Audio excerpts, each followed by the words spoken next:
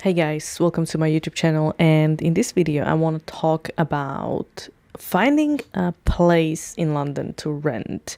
I'm going to be talking about literally step by step what to avoid, and how you have to fight for a place that is super expensive. Basically, we have the most expensive market ever here in London in 2022.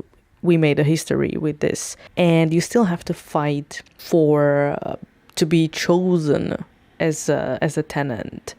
So basically, I'm gonna give you a couple of tips because I found amazing place with my friend, and we found it basically within 7 days, which is unbelievable.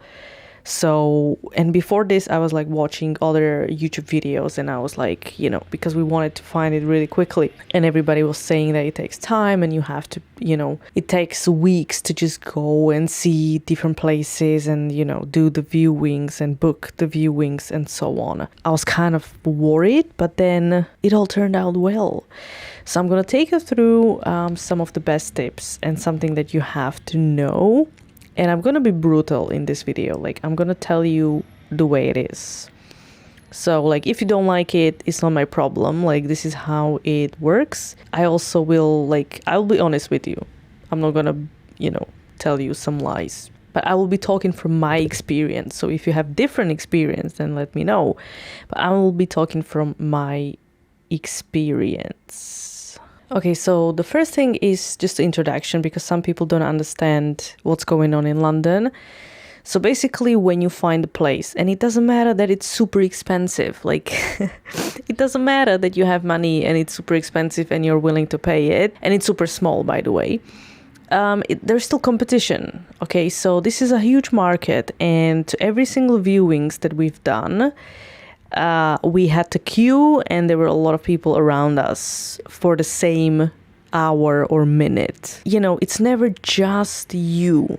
And there's a lot of people that want this property. There's a lot of people looking for a property. So the better it is, the quicker you have to react. And basically, even if, as I said, even if you have money, even if you're ready to sign immediately, it's not going to happen because they have to do the reference check and so on. But if you are ready and you have resources and everything, it still doesn't guarantee that you're going to get it. That's the problem with it. Okay, maybe the landlord will not like you, maybe you will be scammed, maybe you're not the right tenant, maybe you are discriminated against, etc., etc. So basically, first of all, is from my experience, we had some viewings, and the sign was if the agent, they should ask you what do you do, and they should tell you a little bit about landlord, and they should kind of tell you that you should, if when you make an offer, you should say something about yourself, introduce yourself, and kind of present yourself in a way. If they don't care about those things, if they only care oh, you can move in right away when you pay, if they only care about money, that's kind of a red flag, I would say. So be cautious about that, especially with those agents. But let me just go and say something which a lot of people will or might be angry, but this is just my experience. Okay, I think it's reality. It's my reality. So it would help you a lot when you search for a place. If you were British, if you search in the UK, obviously, Brits are a priority. Okay, this is Britain. It's called Britain. So whoever is a Brit has the priority, and they will always have a priority. So if you're a foreigner, you either find some British friend, or you marry a British person, or you have to do extra work if you're not British, and if you don't have British friends. And I know from my other friends who are foreigners as well, and it took them weeks. They had to fight. They have been here for like almost 10 years and still they didn't want to give it to them because they were not British. And I mean, I get it. It's fair enough. I'm not complaining. It's their country. I am the guest. I am the visitor. So yes, I am not objecting. It would be helpful if you're a female. So from my experience, and I also talked to different landlords, and they like females because they are more relaxed, calm, tidy. And again, we're talking about stereotypes, bias, but statistically, or, we can say majority of girls are, tidy and they want to take care of the place and they're not going to destroy it.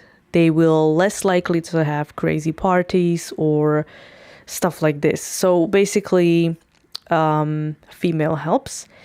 If you're over 30, so if you're not student, that would help. And if you are over 30, I mean, if you're too old, then that's weird. But around 30 years old would help because you kind of like, you mature, you have a professional, you are professional, you have employment, obviously, and some experience. So obviously you need to have a good credit score, good references, they are checked properly, and you need above average income, and that would depend if you want to rent by yourself or if you want to rent with one friend or two friends. Your income altogether need to be 3 times more than the rent. So basically, the less people, the higher income you need to have. So above average income and full-time employment for at least a year. I'm a freelancer, so I mean, I am full-time busy, but I'm not full-time employed, which is usually a problem. But my friend is British and she's female and she's 31 and she's got a good credit score and good references and above average income, I guess. So she checks all the requirements. So I am a bit lucky. So it all of a sudden doesn't matter that I'm a freelancer, which is great. I'm getting out of the picture, by the way. Okay. So if you're none of this, I would suggest to find a person that will help you fill those checks. And if that's not an option, then it's just going to be a bit harder for you, okay? Like a bit more. Because of those reasons, because my friend checks all the boxes together with me, obviously, except for a couple of things. Like, I'm not British, obviously. So we found an amazing place. It's beautiful. 10 minutes from city center. And the price is actually under the current price of the market. So you can say it's quite cheap comparing to other places, and it was ridiculously big for the price and with great location and building. And we found it like in a week, and I consider this a miracle, but I believe it's doable if you want to do it. So basically where to start, okay? So you need a budget and kind of set like the maximum budget that you want to go to, and just you can negotiate some rents if the tenant is the right person. So for example, if you check all the boxes, I'm pretty sure you can negotiate lower price. So don't be stuck or hung up on the price, okay? And you can always negotiate, or you can at least try. Think about the size of the property. So me and my friend wanted basically individual bedrooms plus obviously a living room, and extra bedroom would be great because it would turn into my YouTube studio, basically an office. So we had in mind kind of like 2, preferably 3-bedroom property, a location close to our work, and moving date obviously as soon as possible, and then something furnished is great. And by the way, in terms of budget, the current prices is in 2022, we had the budget around £2,000 for a 3-bedroom apartment, flat or house. And we could find quite a lot of properties for this budget. So if you want something like £1,500 for like 3-bedroom or I don't know, 2-bedroom, you might find yourself in very tricky places, okay? And I'm literally gonna go into that section because it was horrible. I'll tell you what happened. So in terms of the sites, I would suggest to visit Rightmove and Zoopla. And, you can also basically, the idea is that when you see a property and you have a phone number there, you go and call immediately, and a lot of agents are not going to pick up, or they won't even come back to you if you leave a message. And that is usually why, that is usually because they have already a lot of offers, or they have a lot of people that they, put for the viewings. So they're kind of like busy, and they don't need to respond to you because they know that this property will be let very, very soon. So they kind of ignore you, okay? Maybe they come back to you and say, this is what happened to me. So the guy said, like, this property is now, let, but if I have another one like this, I'll give you a call. And he gave me a call the next day, and we had the viewing from it. And basically, some of them you can email and they get back to you, but I would call or email and call. So both is great. And I would suggest to stay on the search that site pretty much at least 3 times per day and see for the new listings. Because every time something is new, you call immediately and you're one of the first. So you get the viewing as soon as possible. In terms of what to avoid, and by the way, there are some websites that I registered for, and the agents were calling me later and saying that I am now in the system, and if they have something like this available, the budget, the location, the property size, they will call me. But it took them pretty much 2 weeks since they started calling me, and I already told them we already found something. So it was kind of a useless stuff. What to avoid? So cowboys, of course, agencies which are shady, and of course you don't know that. So basically you have to go to Trustpilot, and you have to see who's managing the property, and then you go on Trustpilot and then you check the reviews. You wouldn't believe what I found. There was sometimes, I found things after moving in, tenants realized that there was no hot water, or the toilet couldn't flush properly, and stuff like this. And they said fixing it took forever, and they just want to go and move out immediately, and deposit was never returned, and nobody's answering the calls if you have a problem. It was horrible. If you see that they have 600 reviews and 100 out of 600, so every 6th person has a horrible experience. That's not really good, is it? The second thing to avoid is sites like Spare Room. Spare Room, okay, you can find maybe a flatmate or housemate there, but not the full property. You can, but that's a tricky, horrible stuff.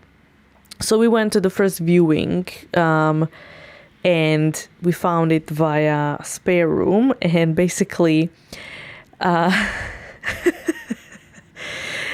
leads to my next point, which is obviously photos lie all the time.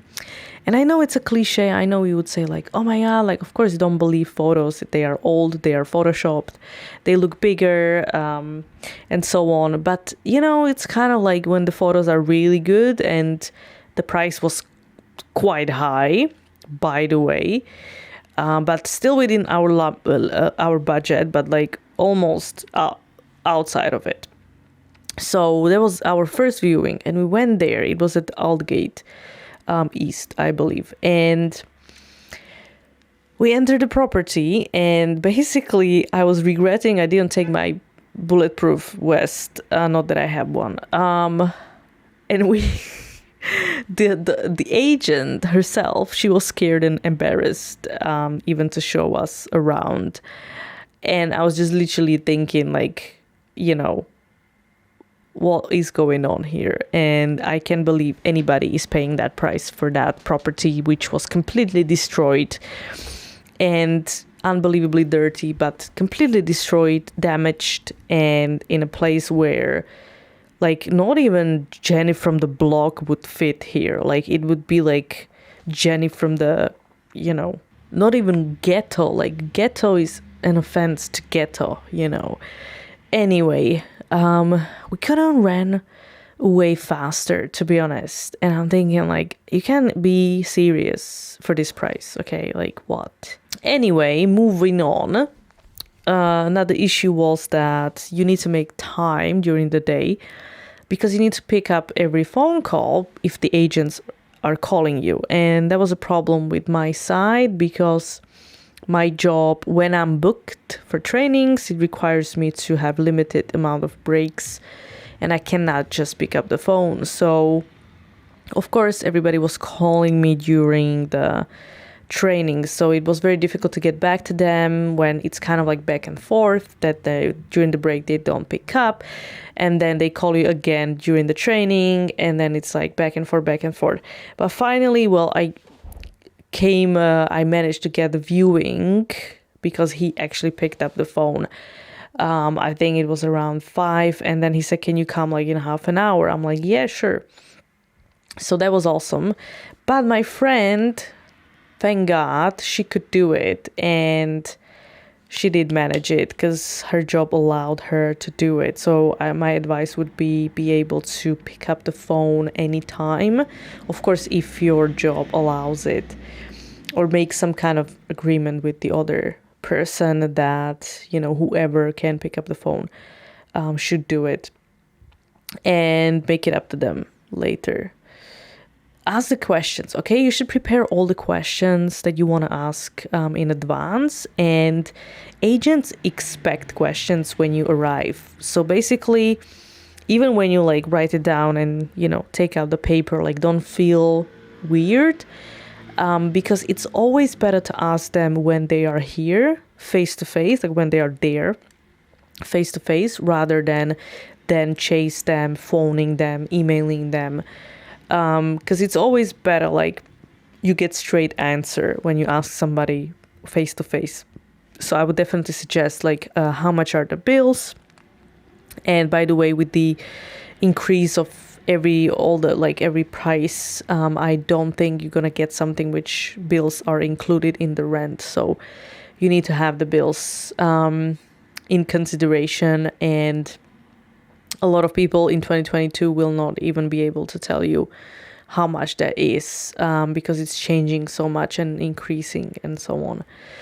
Is it a safe neighborhood would be my second question, but I always do the research myself because obviously agents could lie just to give you a sale, just to get you to rent.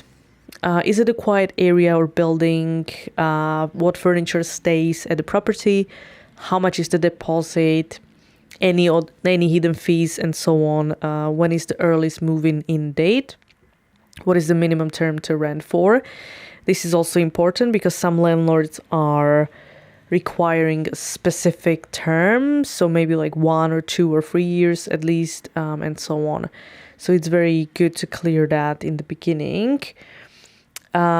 Another advice would be don't settle too soon. Even, we had this horrible first viewing experience, but which I was like, wanted to jump out of the bridge. And, you have to just like schedule a lot of viewings and then go for it and just like move on.